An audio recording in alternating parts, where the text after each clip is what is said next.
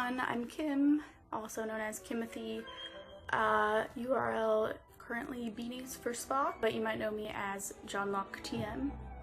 Today we're going to be talking about Sherlock's gay mind palace. We've seen Sherlock's mind palace a few times. We were shown actually in the very first episode, A Study in Pink.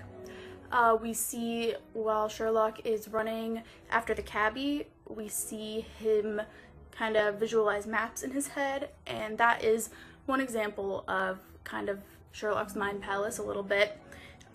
We also see it in Hound of Baskervilles, of course, his classic Elvis move, and that's also where we get the name Mind Palace.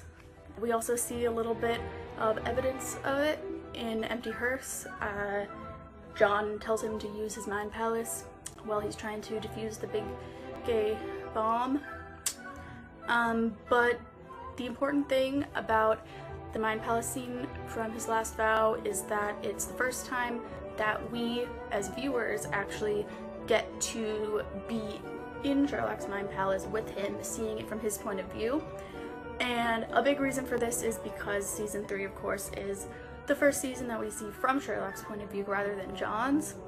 But since it's the first time that we really see everything that makes up his mind palace, it means it can give us a lot of really good, really gay information about Sherlock. It's important to remember the same way as when Harry and Emily talked about Tab, that everything we see in this scene it's not actually these people that Sherlock is imagining, it is different forms of Sherlock's own brain, and he's kind of talking to himself and talking himself through this situation with the different parts of his mind.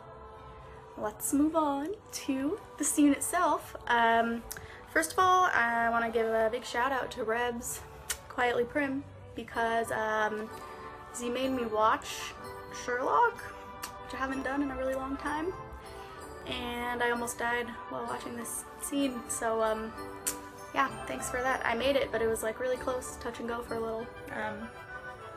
Anyway, so I'm just gonna kind of go through it chronologically, talk about what happens in the scene, and then I'll go into kind of a deeper reading of the subtext, kind of the meaning of the different people, different things that happen right after Sherlock gets shot while he's in his mind palace. The first thing we see is Sherlock running down some stairs that look uncannily similar to those of Sherlock and John's very first case, A Study in Pink. We're immediately shown that Sherlock basically has structured his entire mind around his and John's first adventure, and I mean, come on, that's gotta be meaningful. He has this whole thing he calls a mind palace, and we find out that the entire thing is built around the first experience that he ever had with John. It just, it sounds like a little bit gay, if you ask me. She's a little suspicious anyway, but we'll learn more later. The next thing we see is Molly, and I noticed when I was watching this that she actually looks kind of strangely pleased, and I think that most likely that's kind of a throwback to the last time that Sherlock and Molly interacted, where she was angry with him and she hit him, and so he kind of is thinking about her as she's still angry with him, and so she's not as upset about the situation as she might otherwise be. So, like I said, we have to remember that this is Sherlock's mind, and so this is some part of himself that he associates with Molly and what she does. Molly's job, as you may know, is to perform autopsies. So she has scientific knowledge, yes, but her scientific knowledge is very specific, and it is specifically related to death, and in fact specifically related to murders. This is made even more obvious by her next line, which she says, "You're most certainly going to die." And I'm just pointing this out, and I'll point it out a lot more times. But I am talking so much about it because, we've all been discussing for the past 3 years. We've been discussing whether or not Mary meant to kill Sherlock, and in this, I'm gonna argue that based on the multiple times that Sherlock references his own murder and death in this scene, that he believes that she was trying to kill him, despite what he says later. The point is that he associates Molly with these autopsies. She studies people who have been murdered. So that leads us to the conclusion that Sherlock believes he has been murdered. Moving on a little bit, Molly tells him that it's not like the movies, it's not a great big spurt of blood and you go flying backwards. Now, this is a little bit of an aside, but in my opinion, that's kind of a little bit of a hint to the fact that Moriarty presumably is still alive, because as we saw in his suicide in Reichenbach Fall, he basically goes flying backwards with a spurt of blood. The next thing we see is Molly slapping Sherlock and telling him that he needs to focus. This, once again, calls back to Molly slapping Sherlock for doing drugs, but it also really speaks to Sherlock's own self-loathing. He's imagining this person that he knows is really enamored with him, and she, even in his own mind, essentially is treating him terribly, and you know, there's physical violence, she's not really acting very nicely in his head. Yeah, so he's just sad, you guys. He's sad. This is sad. And then Molly says we need to decide which way you're going to fall, which is obviously some sort of callback to Reichenbach Fall.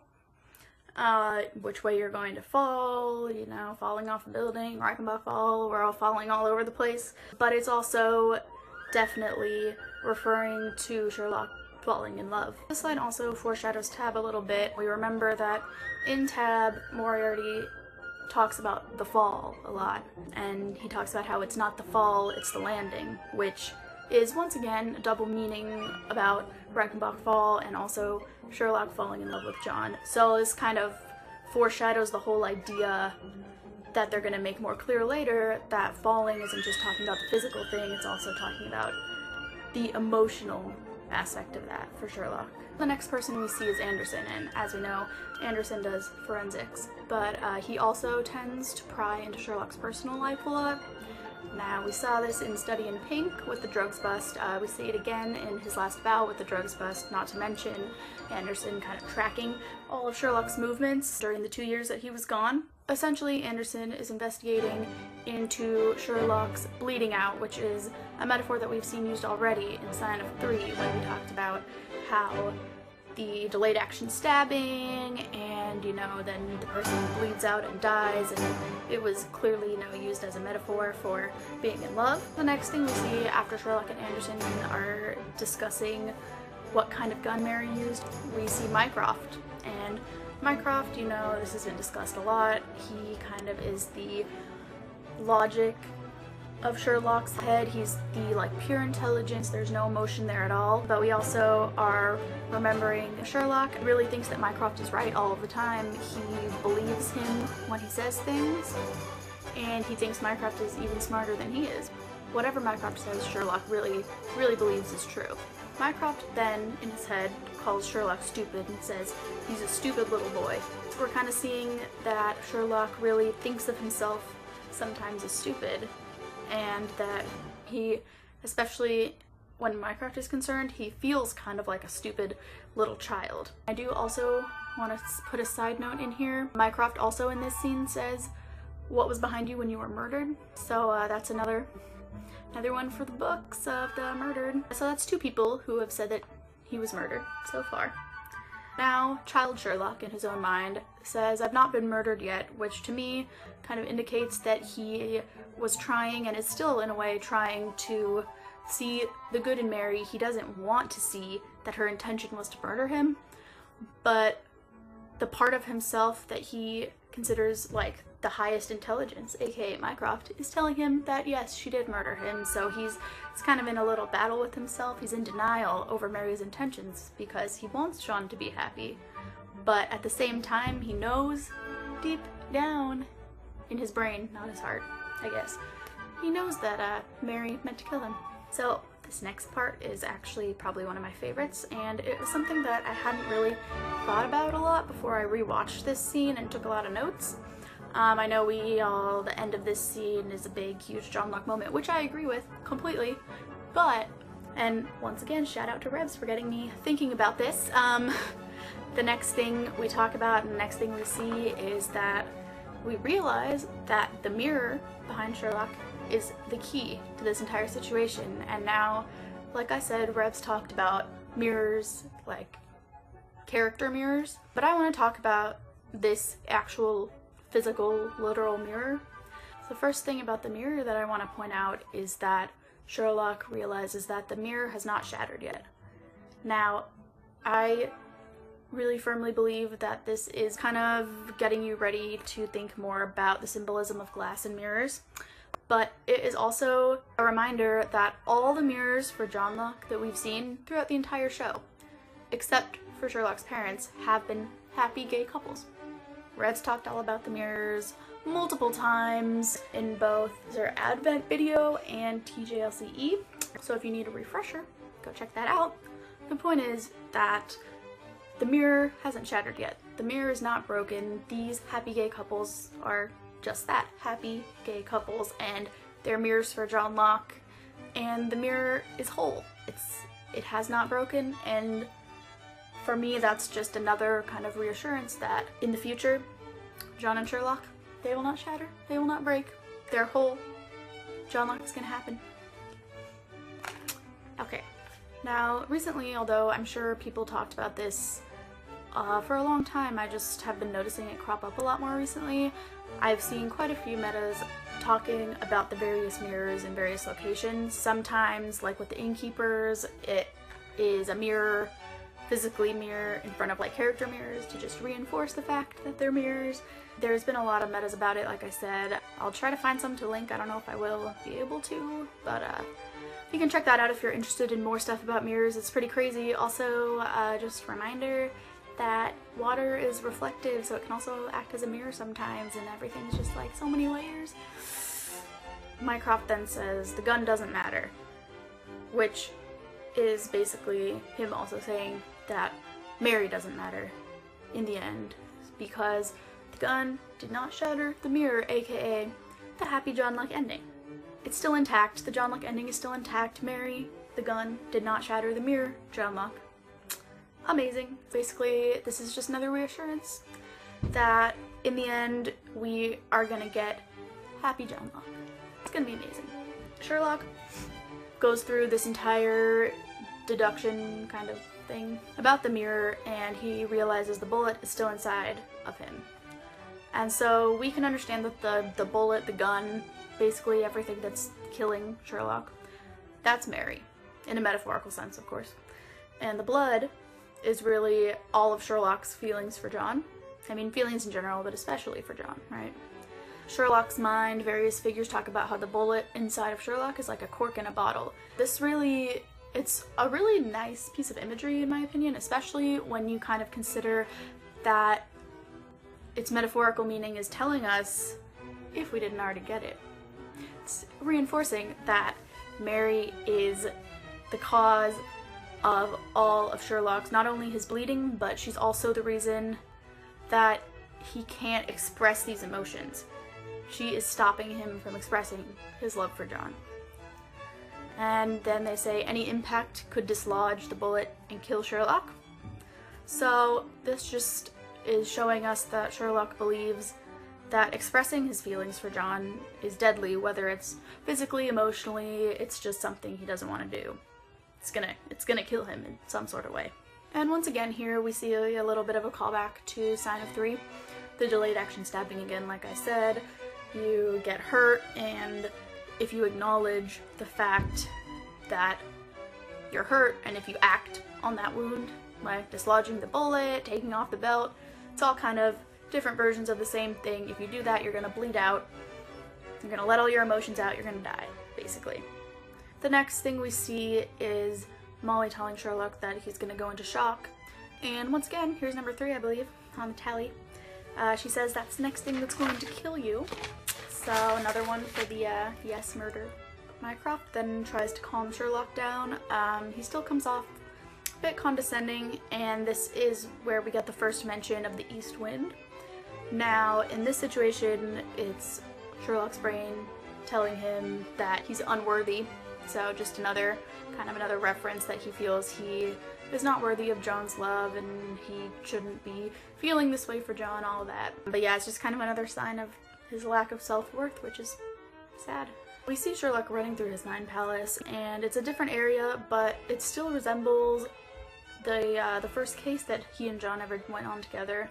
And now this area has a hallway with a lot of doors, and if you kind of think back or rewatch if you feel like dying, in the end of Study in Pink at the college, there is a hallway. Sherlock goes down with the cabbie with a bunch of doors, and then there's the whole choice between the doors, choice between the pills, choice between the buildings.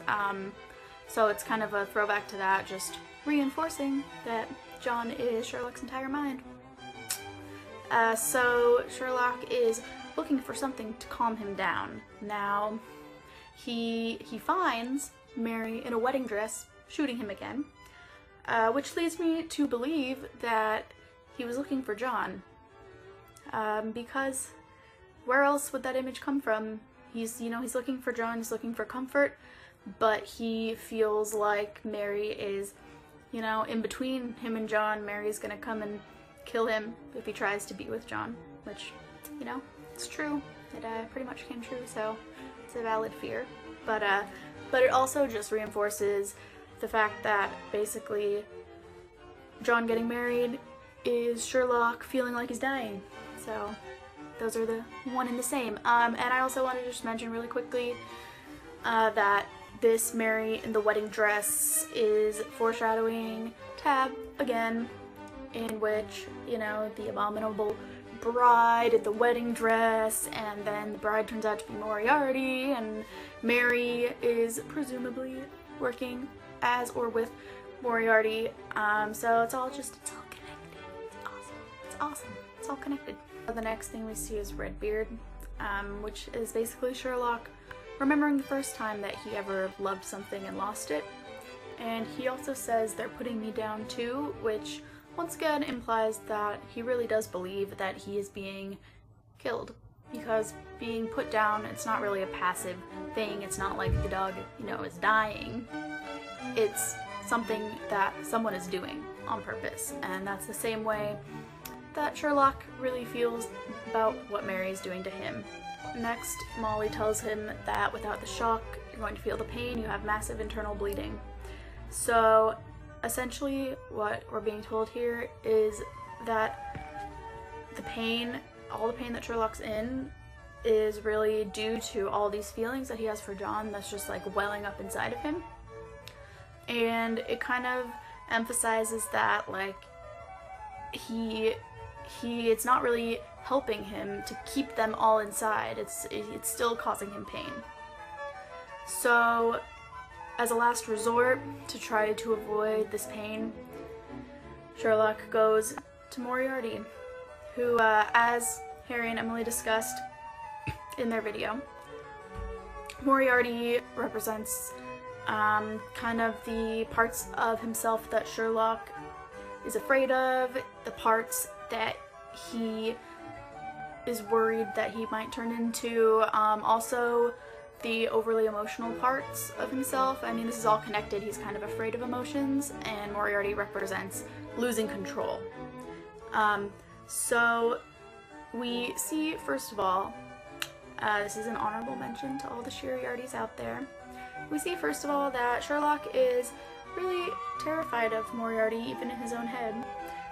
We saw this once in Hounds of Baskerville, when Sherlock hallucinated Moriarty while on fear gas.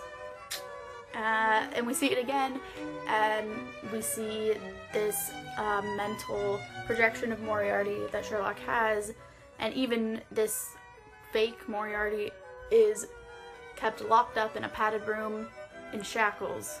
And so Sherlock is just really scared of Moriarty, and I mean, he's scared of the actual man, and he's also scared of losing control, and he's scared of having too many emotions. We see Sherlock entering this room saying to himself, "Control, control, control," which just again reinforces that Sherlock is terrified of losing control.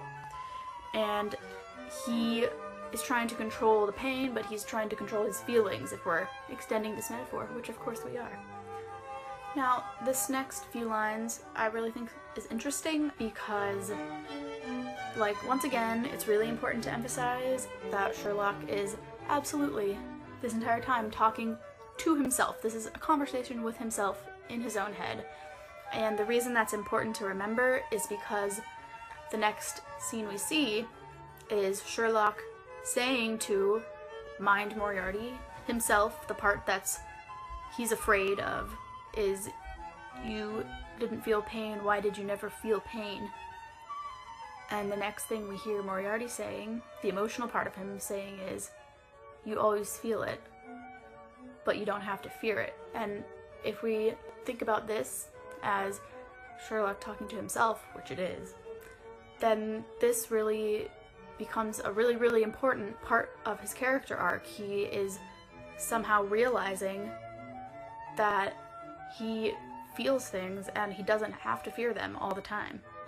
We know that Sherlock has attempted to stop feeling strong emotions. Thanks to Mycroft, the whole caring is not an advantage and feelings equals terrible, scary things. But in this scene, we actually see Sherlock beginning to come to terms with the fact that he does feel emotions and he doesn't have to fear them. And even though he is afraid of this mind version of Moriarty and what it means for him, that emotions overall don't necessarily have to be a fearful thing, and he's telling himself that in this scene.